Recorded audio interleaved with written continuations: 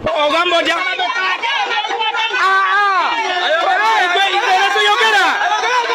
Ayogere. Ewa. Batula wa Museveni Bobi Wine. Batula wa Museveni Bobi Wine. Bamala mu makadi nalo kajja. Wadi bakabenda bakujabulani. Abakabenda.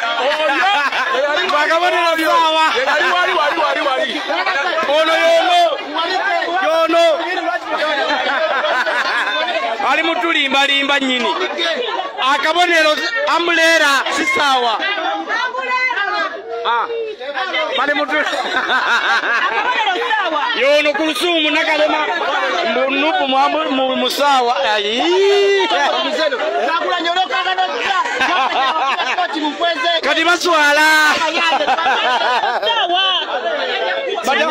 So kubanga gajambulwa kubanga teyawebwa kadi ndogoza yomu kwaba bali begwanyiza kadi ndoza nga bolabye kuliko kansala naye teyasobola kubanga afuna kadi ya NUP kakati yeche yagenda nagenda nakola posters ze ngakozesa badge za NUP natekako ekifaananyi kya president wa NUP kakati wana wali akabonero umbrella ate ye nateekako essaawa awo kivola abaana bamuviiriddeyo ne bamugamba fete tubangako nakabonero nga akabonero k'essaawa nga NUP olimba leka kutufera olaba kataba mugajambule ageze akanze kwewozaako naye nga tebigatta kwegamba ebigambo byayogera nga tebikwatagana era umbrella talina wekwataganirako n'essaawa so agenzo kwekanga nga kimulidde nga tuvuddeko era nga tweyongerayo nkutwaleko ebigenda mu maaso mu ggwanga lya Kenya baba na Kenya batabuse bobo kenyini beerinnyidde mu nnyonyi bajjemu omubiri gwa baba Raila Odinga.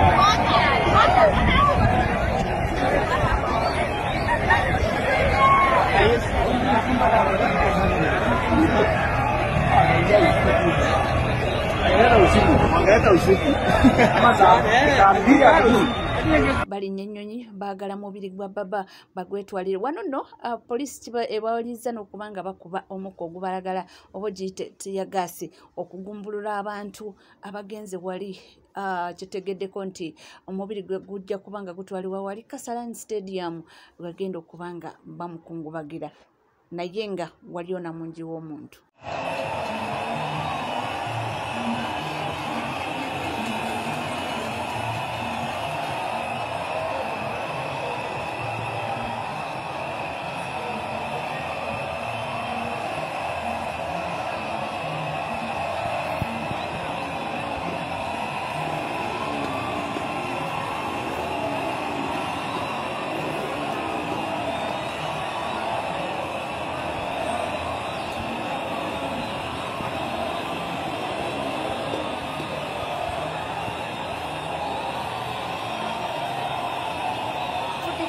Twaleko ne campaign trails ez'omukulu Robert Kyagulanyi Ssentamu eyo gyali kubanga awenja akalulu akyali mu Eastern Uganda naku lwaleero ali Tororo akoze stopovers naye kankutwaleyoko olabe nayo ebiriyo.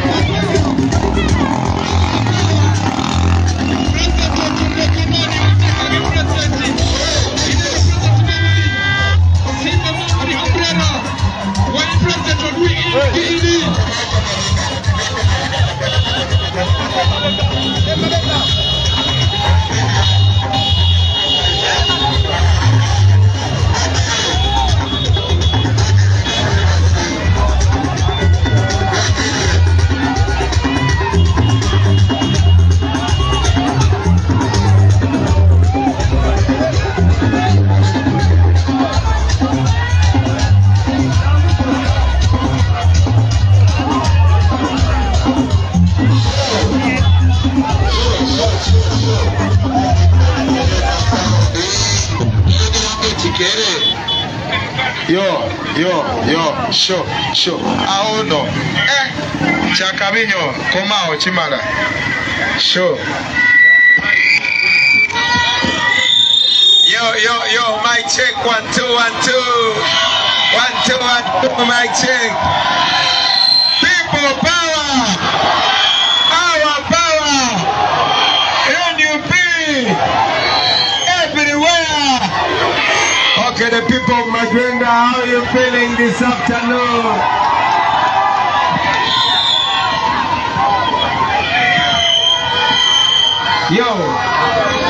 Okay. We are here for a very short time, my brothers and sisters. But I know when I speak to you in English, you understand me. Now, the people of Magwenda, we are trying to move all over the country to send a message of hope, to send a message of freedom. It has been 20 years. 20 years. 90% of you have never seen another president. It has been 40 years. 40 years. Look at the road. Look at the road.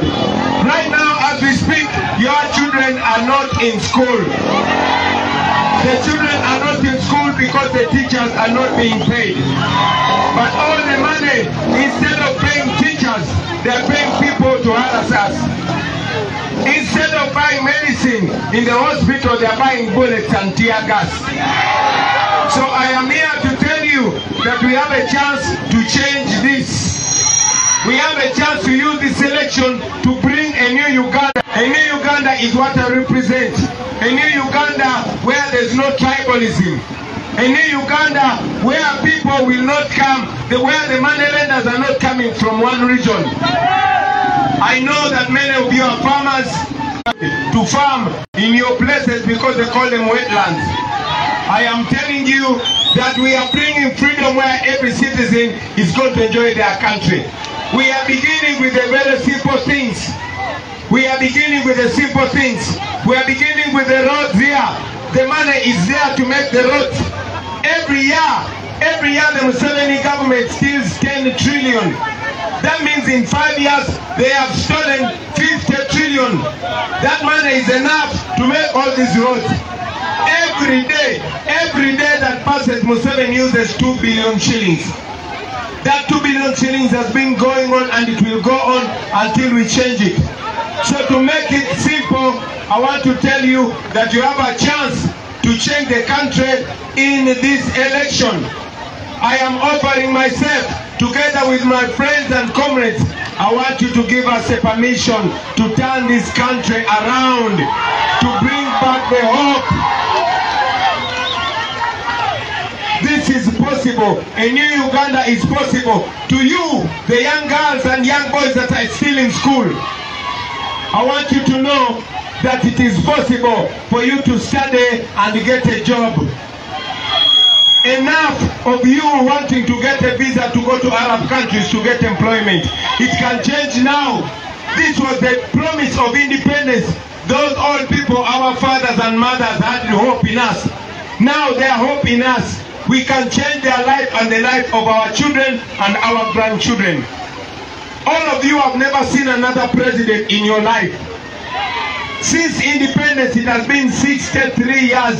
Every leader that comes, they shoot their way in power, they shoot their way out of power. Museveni lied to us 40 years ago. This should be the last time that Uganda has only one president for 40 years. This should be the last time that Uganda has a dictator.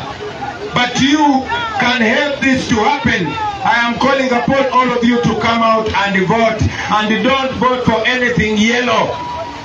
Anybody that comes in NRM, they are enablers. Finally, let me tell you this. And maybe your elders will also tell you this. But during the days of colonization, the white people used the black people to enslave us. Today, Museveni is using your people. They are going to pick one person from Tororo or one person from your sub-country, and they make you feel like all of you are okay. It is high time that we choose whether we have champagne for Oboth, or we have clean water for everybody.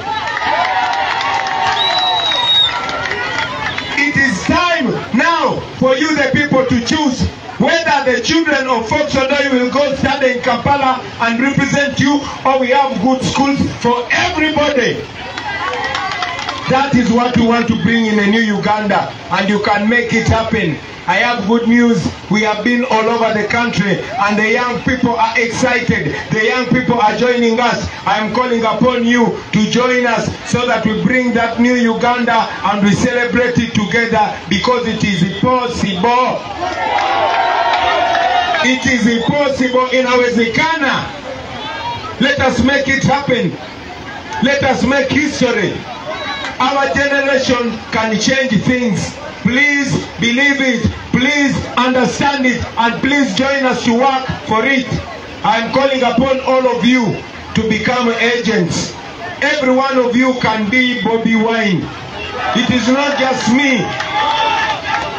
Take it upon yourself. Become the leader. Spread this message. Use your social media. Translate this message in your local language. Make your grandmother and your grandfather understand it. Own it. This is for all of Uganda. In a new Uganda, there will not be tribe. There will not be religion. We are all going to be Ugandans, and we are going to be equal before and under the law. This is the last time. This is going to be the last time when one family is ruling over the country. You cannot tell me that Uganda is a kingdom. Uganda is not a kingdom. Let us stop that. Let us change that once and for all. I'm calling upon you, brothers and sisters. I will not be able to come back to talk to you, but please, please make this the main topic every day. Spread this message everywhere you go. Let us own it together. Let us do it together, so that nobody can ever come and say they fought for you. We are fighting for each other. Let us change this road. This road can be tarmac. We can have a railway line in Uganda. Our children can be employed after school. Our young children can go to school, study for free, and also get something to eat. The generals are not supposed to come from one tribe. No. It is supposed to be all Ugandans. You should not be struggling to go to the city. The city should come here. So my brothers and sisters, I can only tell you a few of the things. But you, the young people of this place, you, the young people, it is your job. It is your job to spread this message. I will not reach everywhere. I will not reach every family. It is your duty. Let us do this so that our parents can see a new Uganda in their lifetime. So that you don't grow old in this messed up country. This road can be tarmac, and that will change everything. We can have clean water for everybody. Please join us. Please come out and vote and guard your vote. Let us do this. I'm going to Tororo, but please make sure that message goes far and wide. I will come back here and we shall celebrate together. I will come back here and we shall be walking on good roads. I will come back here and our children will not be home. Our children will be in schools and their teachers will be paid. Our women will be well treated. They will be going to good hospitals, and we shall live longer than we are living today. Thank you very much. I'm going to Tororo, but continue spreading the message. People power! Our power!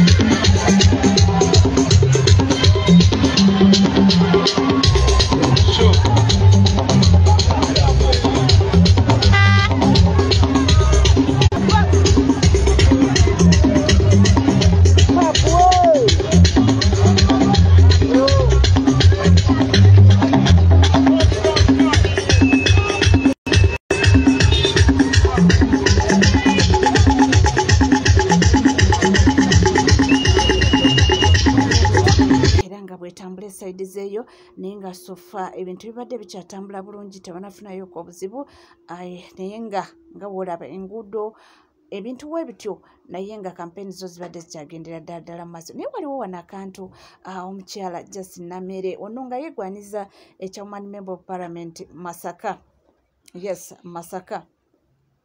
Omukyalo navudde n'agamba nti Bobi Wine we yandibadde mbu ng'akola ebirungi okusinga ebyo bamukulisayizingako nti naye oba oliyawo n'abeera pulezidenti w'eggwanga Uganda. Waliwo engeri gyakisiteetinzeemu kansooke nkuwa akatambi kano owulire. Honorable Kyagulanyi ne bwe yalibadde mulungi nnyo kuba ndaba bamukwata shortcomings ku shortcoming. Naye ne bwe yalikedde ku makya nga mulungi nnyo nga buli kimu kituukiridde ng'abamu bwe bakyagala kituukirire. Yalifunye atya obwa pulezidenti nga yeetooloddwa bannakigwanyizi.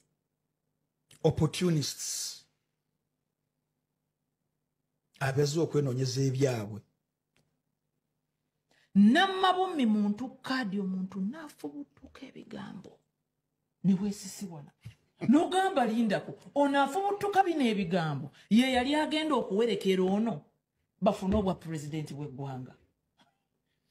Oli n'afubutuka ebigambo Kaadi eruma Justin kaadi eruma nga kiri so clear nti agenda y'ono Honorable Kyagulanyi n'ono Honorable Gwammye kaadi saali za njawulo from the start.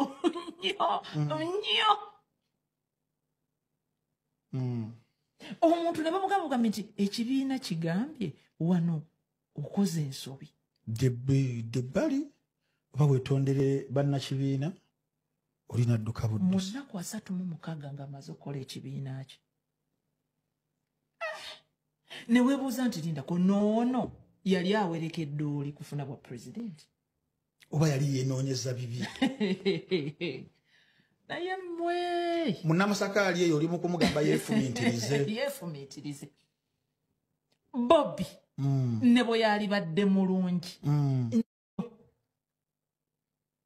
gwe sooka otunuulire abamwetoolodde nga ye yennyini tonnagamba nti omukwata ensobi ye yennyini nnyini kwa mubaamu abamukwata ensobi ali kino takirina takoze bw'ati ebibuuzo tabizzeemu bulungi dodododdo. Era ng'omuntu yenna omuntu okufuna okuwamba obuyinza n'okubeera nabo. By the way, it has so little to do with ani akulembeddemu abantu abo. It has so much to do with baani abamugoberedde, baani abalwanye naye. Ne bw'aba mulungi nnyo ng'abalwanye naye bayaaye. era okubukuuma kiba kitono. The cause will fail. Nti abadde alina abantu abamwetoolodde bakinampuuga, bakinassegona, list mpanvu kina Abedi Bwanika mbu abantu abo ne weyandikoze atya abadde tebamukkiriza era tebamusobozesa okubeera pulezidenti w'eggwanga Uganda. Ajjukira Nammere nze ndowooza y'omuntu omu ku abo muna NRM naye yatera nnyo okuvaayo n'ayogera amazima n'agamba nti kino na kino na kino na kino. Ye mukyala gwe bagamba nti ye tagambwako era mbu ye mukyala awagula entalo ku bbeeyi rayisi ate n'aziwangula mbu ye muzibu nnyo tomwesimbamu n'omusobola. Yoyo Justin Nammere tuzze tumulaba mu ntalo ennyingi ennyo. Ndowooza omuntu eyamusobolako yali mukyala Farida Nakazibwe nti ye yatuuka gy'atuuka ono Justin Nammere ng'akuma omuliro n'akola ki naye ng'oli tamwanukula. Yakola buli kimu kye yasobola nga ndowooza asuubira Farida Nakazibwe anaavaayo aggulawo olutalo olw'amaanyi naye oli yasirika n'agamba nze namwetondera. Ebyaliwo mwabitegeera. Farida oli yamutomeza nga yeerimbise mu mannya ga Justin Nammere naye oluvannyuma Farida bambi oyo akitegeera n'avaayo ne yeetonda naye ate Nammere ye teyakkiriza. Yasigala ng'olutalo alupika naye oli ye n'ajja mu fuse n'agamba nze kasita neetonda sijja mwanukula kandeke akole buli kimu ky'anaayagala mpaka we yakakkana. Mayi si kyangu okuvuma omuntu ng'akusiriseeko, si kyangu okubanga oyogera omuntu amafukuli nga takuddamu. Yatuuka gy'atuuka naye n'ajja mu fuse olutalo ne luggwa. Naye oze obalaba mu ntalo z'abafulufiga, mulabye mu ntalo za Haji ne Hajati bibaddewo ebyo naye essaawa ya kakati yoyo avuddeyo n'ayogera agamba nti Kyagulanyi oba oli yandibadde n'ebimusobozesa ebisanyizo naye mbwe abadde n'abantu abamwetoolodde nga mbu baffere bennyini. Oli ku Legit TV 256 teweerabira kubanga osubscribinga ringinga that notification bell sharing liking